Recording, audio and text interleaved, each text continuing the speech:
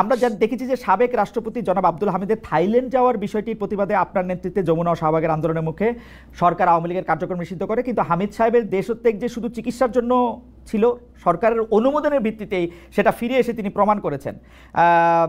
আমাদের অনুষ্ঠানে বা অন্যান্য জায়গায় আমাদের অনুষ্ঠানে এক বিএনপি নেতা জয়নুল আবদিন ফারুক তিনি সরকারের দিকে আঙুল তুলে বলেছেন হামিদ ইস্যুতে সরকার এনসিপিকে দিয়ে নাটক মঞ্চস্থ করিয়েছিল আওয়ামী লীগের কার্যক্রম নিষিদ্ধ করার জন্য। আপনি সেই নাটকের কেন্দ্রীয় চরিত্রে অভিনয় করেছিলেন কিনা সেটি হচ্ছে প্রশ্ন। বিএনপি নেতার অভিযোগ নিয়ে কি বলবেন, যে সেটি আসলে নাটক ছিল কিনা, সরকার এনসিপিকে দিয়ে নাটক করিয়েছিল কিনা? না, সরকার এনসিপি দিয়ে নাটক করেনি। সরকারের হচ্ছে এখানে একটা ব্যর্থতার পরিচয়, যে এতদিন পরেও একটা দীর্ঘদিন আমরা বারবার করে বলে আসছিলাম যে আওয়ামী লীগের বিষয়টা সিদ্ধান্তে আসতে, কারণ আওয়ামী লীগের এই বিষয়টাকে সিদ্ধান্ত নিয়ে আসলে আমরা দেখতে পাচ্ছিলাম যে সংকট আসলে ঘনীভূত হচ্ছে, কোনো সিদ্ধান্তে আসা যাচ্ছে না। সেই জায়গা থেকে বারবার বলা সত্ত্বেও আমরা দেখছিলাম যে আওয়ামী লীগের বিষয়ে কোনো সিদ্ধান্ত না এসে ক্ষেত্র বিশেষে বিভিন্ন জায়গায় ফেসিলিটেট করা হচ্ছে, এবং সেটার অংশ হিসেবে আমাদের কাছে ওই যে সাবেক রাষ্ট্রপতিকে থাইল্যান্ড পাঠানোর বিষয়, সেক্ষেত্রে সরকার থেকে আমাদের কাছে মনে হয়েছে সেটাতে সরকার জড়িত। এবং এনসিপি, আপনি যে বলছেন যে এনসিপি দিয়ে নাটক মঞ্চস্থ হয়েছে, বিষয়টা এমন না। আমি বৈষম্যবিরোধী ছাত্র আন্দোলনের আহ্বায়ক ছিলাম, এবং এই গণঅভ্যুত্থানে আমরা সামনে থেকে যারা নেতৃত্ব দিয়েছে তাদের মধ্যে আমি একজন ছিলাম। সেক্ষেত্রে এনসিপি ছাড়াও আমার এই অভ্যুত্থানে একটা বিশেষ আমার একটা রোল রয়েছে, এবং এই ক্ষেত্রে আমার একটা বিশেষ একটা দায়িত্ব রয়েছে যে অভ্যুত্থান রিলেটেড এই ইস্যুগুলাতে অ্যাড্রেস করার ক্ষেত্রে শুরু থেকে এটা বৈষম্য বিরোধী ছাত্র আন্দোলনে আমরা যখন ছিলাম তখন থেকে যে দাবিটা জানিয়ে আসছি, সেটার সাথে দেখলাম যে গভর্নমেন্ট কোনোভাবে কমপ্লাই করছে না, বরং গভর্নমেন্ট আওয়ামী লীগকে রিহ্যাবিলিটেট করার জন্য সেক্ষেত্রে আর্মি ইস্যু আছে, অ্যাডমিনিস্ট্রেশনের ইস্যু আছে, তারপর হচ্ছে আমরা দেখতে পাচ্ছি যে মনে হচ্ছে আওয়ামী লীগকে ব্রিদিং স্পেস করে দেওয়া হচ্ছে।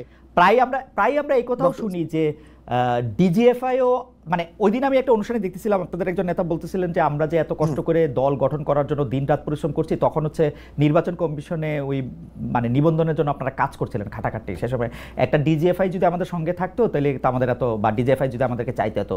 তো ডিজিএফআই তো হচ্ছে সরাসরি ডক্টর মোহাম্মদ ইউনূসের অধীনে, মানে ডক্টর মোহাম্মদ ইউনূসকে রিপোর্ট করেন। তো ডিজিএফআই কি আপনাকে সাহায্য করছে? ডিজিএফআই কি আপনার কাজে ব্যাঘাত করতেছে? মানে কি মনে হয় আপনাদের? ওকে, এই ঘটনাটা যে বলেছে এটা হিস্টোরিক্যাল জায়গা থেকে, কারণ আমাদের দেশে যে যেমন আমাদের 150টা দল গঠন করা হয়েছে, আপনার পার্টি মনে রেজিস্ট্রেশন করছে। তো আমাদের দেশে ডিজিএফআই দিয়ে দল করা বা ডিজিএফআই নিজে দল করে দেওয়া, স্বপ্রণোদিত হয়ে এবং রাজনৈতিক বিষয়ে ডিজিএফআই এর যেই আপনার হস্তক্ষেপ করা, এগুলো নতুন কিছুই না। এবং মানে উনি যেটা বলেছেন যে অতীতে রাজনৈতিক দলগুলো, অনেক রাজনৈতিক দল ডিজিএফআই দিয়ে হয়েছে, যদি আমরাও ডিজিএফআই দিয়ে দল হইতো তাইলে কাজটা অনেক সহজ হয়ে যেত, কিন্তু আমরা তো ডিজিএফআই এর দল না, বরং আমরা অর্গানিক ভাবে আমরা গ্রো করছি, সেক্ষেত্রে হয়তো সময় লাগছে। এই জিনিসটা বুঝাইতে হচ্ছে ডিজিএফআই কি আপনাদের কাজে ব্যাঘাত সৃষ্টি করতেছে কিনা, মানে আপনাদের এগেইনস্টে কিনা? দেখেন, ডিজিএফআই এগেইনস্টে কিনা, আমাদের মানে পার্টিকুলার এনসিপির এগেইনস্টে কিনা এই ধরনের আমি কোনো ধরনের মন্তব্য করতে চাই না, কিন্তু বরং ডিজিএফআই বা রাষ্ট্রীয় আইন শৃঙ্খলা বাহিনী অনেক ক্ষেত্রে যেটি হয়েছে যে মিডিয়াকে নিয়ন্ত্রণ করা, তারপরে হচ্ছে রাজনীতিতে হস্তক্ষেপ করা, যেটা তাদের কাজের মধ্যে অংশ না, সেই জায়গাগুলো তারা এখনো পর্যন্ত অব্যাহত রেখেছে। মানে ডক্টর ইউনূসের ডিজিএফআইও শেখ হাসিনার ডিজিএফআই এর মতোই আচরণ করতেছে। ডেফিনেটলি ওকে, মিডিয়া হস্তক্ষেপ করা হচ্ছে, নিউজ করানো হচ্ছে, এবং দেখা যাচ্ছে ডিজিএফআই এর পত্রিকায় নিউজ করছে, কিছুক্ষণ পরে নামিয়ে তারপরে হচ্ছে আবার মেসেজ দিচ্ছে যে এটা হচ্ছে অনেস্ট মিস্টেক এবং এই ধরনের পুনরাবৃত্তি হবে না। এবং রাজনৈতিক বিভিন্ন ব্যক্তির সাথে আলোচনা করা, রাজনৈতিক বিভিন্ন ব্যক্তিকে নেগোসিয়েশনের প্রস্তাব দেওয়া, সিট নেগোসিয়েশনের প্রস্তাব দেওয়া, এই কাজগুলো তো এখন অব্যাহত রয়েছে। এগুলি কেন করতেছে ডক্টর মোহাম্মদ ইউনূস? ডক্টর মোহাম্মদ ইউনূসের আমার কাছে মনে হচ্ছে যে, আমি ব্যক্তিগতভাবে এগুলো ডক্টর মোহাম্মদ ইউনূসের হচ্ছে অফকোর্স কমপ্লিট ফেলিওর, এটা ফেলিওর, এবং ইনস্টিটিউশনগুলো যে এখনো পর্যন্ত উনার খুব কবজায় নাই ডিজিএফআই। দেখেন, আপনি আমার মুখ থেকে আমি বলি, আপনি যেই জায়গায় আমাকে হচ্ছে নিতে যাচ্ছেন, আমি এই জায়গায় বলবো যে ডক্টর মোহাম্মদ ইউনূস যেভাবে পারফর্ম করা উচিত ছিল, ইনস্টিটিউশন গুলো যেভাবে হচ্ছে সংস্কার করা প্রয়োজন ছিল, উনার যতটা স্ট্রং হওয়া উচিত ছিল, আনফরচুনেটলি উনি সেটা হতে পারেননি এখনো পর্যন্ত।